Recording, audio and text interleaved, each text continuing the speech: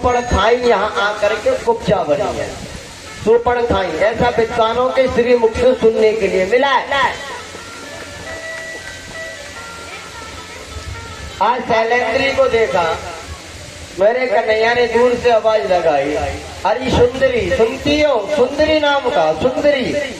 अब बताओ, जिसको लोग कुब्जा कहते हो हैं, ना जाने किस नाम से पुकारते हो, आज उसे कोई सुंदरी कहे तो कुछ अटपटा सा ही लगेगा। आज जैसे कन्हैया ने पीछे से आवाज लगाई, अरे सुंदरी सुनती हो? आज पीछे मुड़ करके देखा कि ऐसा कौन आ गया जो मुझे आज सुंदरी कह रहा है। कन्हैया की छवि को देखा, मुखार बिंदु को देखा, देखती रह गई। कन्हैया ने कहा, बोले देवी देखो, हमने वस्त्र भी पहन लिए, माला भी पहन ली, केवल मस्तक पर चंदन की कमी है। अगर आपकी कृपा हो जाए तो चंदन लगा दो। बोले क्यों नहीं? आज उस शैलेंद्री ने चंदन लगाया, तिलक लगाया माथे पर। मेरे भगवान ने अपने सीधे पैर के अंगूठे से आज उसके पैर के अंगूठे को दबा लिया और उंगली से मेरे गोविंद भगवान ने उसकी ठोड़ी में झटका दे दिया। कहते वो वास्तविकता में परम सुंदरी बन गई।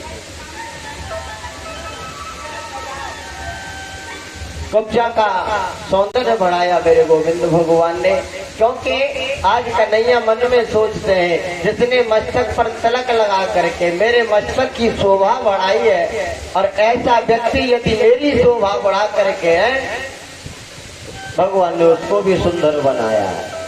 मस्तक पर चंदन हर व्यक्ति को लगाना चाहिए, हर व्यक्ति को, हर व्यक्ति के मस्तक पर तिलक होना चाहिए। ये हमारे नीति शास्त्र कहते हैं, लेकिन आज हम ऐसा नहीं करते। क्यों?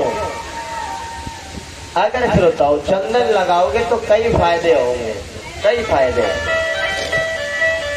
सबसे पहला फायदा तो बताते हैं कि इस मस्तक के दो जो भौं हैं आंखों के, इन दोनों भौं के बीच का जो भाग होता है, ऐसे स्थान पर आत्मा का निवास होता है, आत्मा का स्थान बतलाया है दोनों भावों के बीच में। कहते हैं कि यहाँ आत्मा और परमात्मा दोनों का वास होता है, इसलिए चंदन लगाना चाहिए, प्रभु को आसन देना चाहिए बैठने के लिए मस्तक पर। कुछ लोग कहते हैं कि ध्यान किया हुआ जो तेज होता है, उस तेज को साधने के लिए ये तिलक लगाया जाता है। लेकिन आज के युग के आधार से मैं तुम्हें बताऊंगा कि तिलक लगाना क्यों जरूरी है। आज के युग के हिसाब से तिलक लगाना इसलिए जरूरी है कि आप मस्तक पर तिलक लगा करके अंडे की दुकान पर जा करके खड़े नहीं हो सकते। अगर माथे पर तिलक लगा हुआ है तो जहाँ अंडे की दुकान है, चाउमीन की दुकान है, वहाँ खड़े नहीं हो सकते हैं। मन में विचार आएगा कि माथे पे तिलक लगा हुआ है, कोई देखेगा तो क्या कहेगा है, वैसे तो भगत जी बने बैठे हैं, अंडा ना छोड़े रहो, पाप करने से बच जाओगे। इसलिए चंदन बंधन जरूरी है,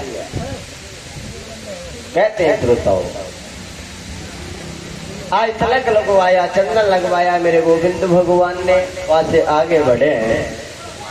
आज मेरे गोविंद भगवान मथुरा नगरी को देखते हुए श्रोताओं वहां पहुंच जाते जहां पर कोवलिया पीड़ नाम का हाथी खड़ा हुआ था।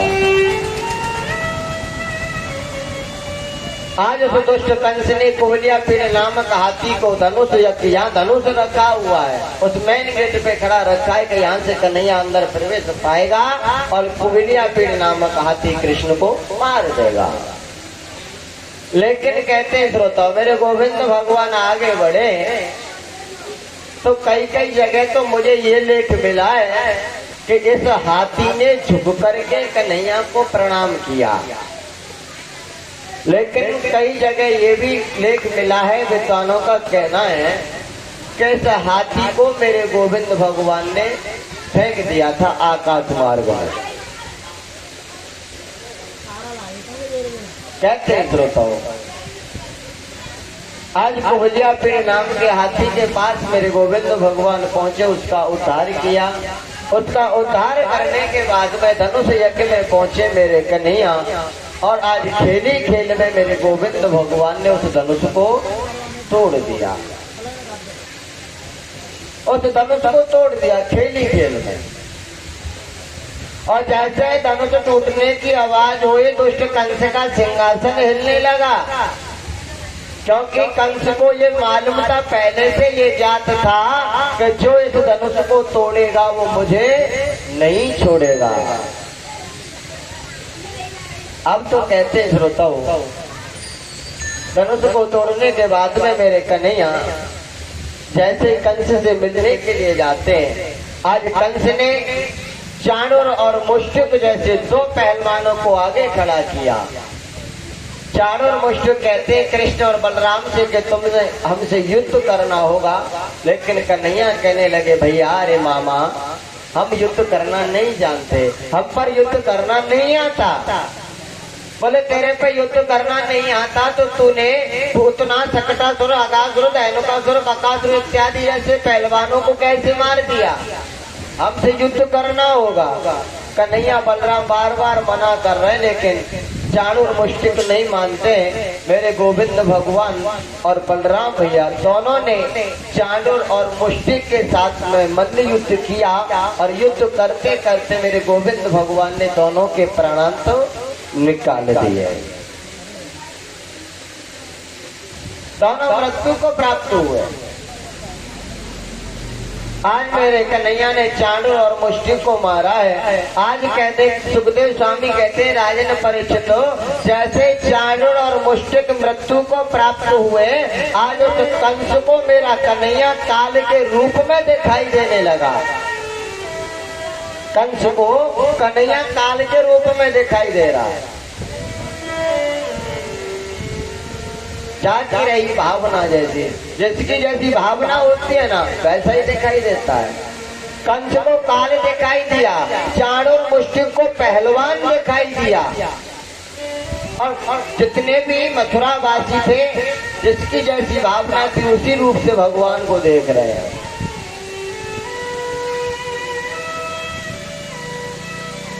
इस प्रसंग में और भी कथाएं मिलती हैं श्रोताओं।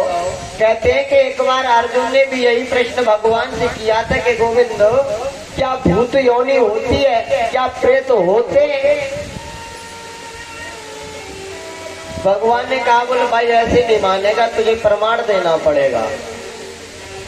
और मेरे कन्हैया अर्जुन को लेकर के एक नगर में पहुंचे। उस नगर में ये हल्ला मचा हुआ था कि इस गांव में जिंद है। भगत जी आए हुए हैं बड़े बड़े, आज सभी भक्तों ने मिलकर के गढ़े में और उस भूत को, उस जिंद को बंद कर दिया है,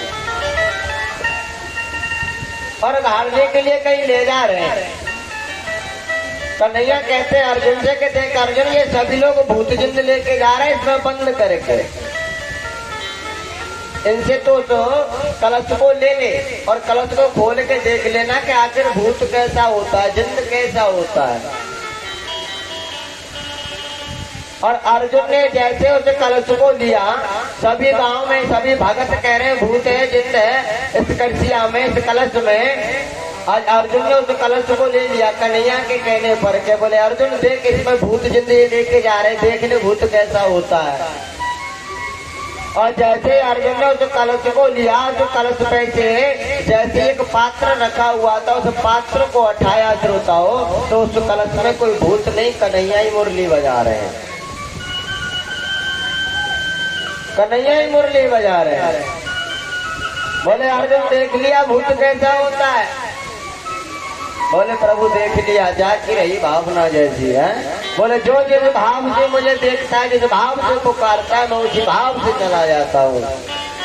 गीता में भगवान पग पग पर यही कह रहे हैं कि अर्जुन ये संसार जैसे एक माला का जो डोरा होता है, माला के डोरे में हजारों मोती पुरे हुए होते हैं, ठीक उसी प्रकार में संसार सागर में एक डोरे के समान हो, ये संसार सब मेरे में समाया हुआ है, मेरे से भिन्न कुछ है नहीं। मेरे अलावा कुछ है ही नहीं। तो कहने का भाव चाची जैसी भावना रही। आज जैसे कंस ने देखा कि कृष्ण काल है, आज मेरे कन्हैया दौड़ करके कंस के सिंहासन पर पहुंचे, केस को पकड़ लिया और केस पकड़ के खींचने लगे। जैसे कन्हैया ने कंस के केसों को पकड़ के खींचना चाहा श्रोताओ, आज वो कंस कहने लगा, अरे कन्हैया, अरे भांजे से कि मेरे केसों को छोड़ दे, पीड़ा हो रही है, दुख हो रहा है, छोड़ दे। कन्हैया कहने लगे, क्यों मामा, केस खींचने से पीड़ा होती है, ये आज तुझे मालूम पड़ गया है? आज तू कह रहा है कि मेरे केसों को छोड़ दे, बालों को छोड़ दे, सिर में पीड़ा होती है, दुख होता है। अरे उस दिन ये पीड़ा मेरी मैया को नहीं हुई होगी क्या, जिस दिन तूने मेरे मैया के केसों को पकड़ के रथ से नीचे खींचा था? है? क्या उस दिन तुझे ये दुख नहीं हुआ? क्या मेरी मैया को पीड़ा नहीं हुई होगी? है? लेकिन कहते हैं कि जाके पैर न फटी बिमाई, और वो क्या जाने पीर पराई। जब तक खुद के कांटा नहीं लगता है ना, तब तक दूसरे का दुख महसूस नहीं होता कि कांटे का दर्द होता कैसा है। जब लग जाएगा ना, तभी मालूम पड़ेगा कि दुख कांटे का ऐसा होता है।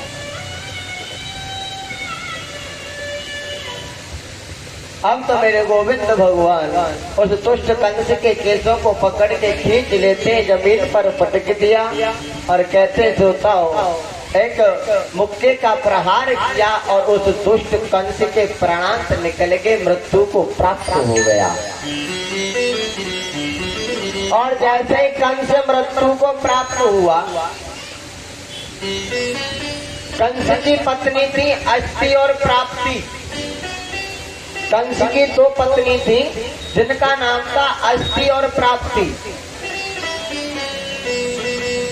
और जैसे कंस की पत्नियों ने सुना, अस्थि और प्राप्ति ने, कि हमारे पति कंस मारे गए, रोती हुई आ रही है। और जैसे कन्हैया ने देखा कि माई रोती हुई आ रही है, अब तो कन्हैया भी कंस की छाती पर हाथ मारने लगे, अरे मामा, बड़े दिनों के बाद तो मैं तो से मिले भी आया, लेकिन तो से मिल भी नहीं पाए, बातें पहले ही चले गए, दिखावटी रोने लगे।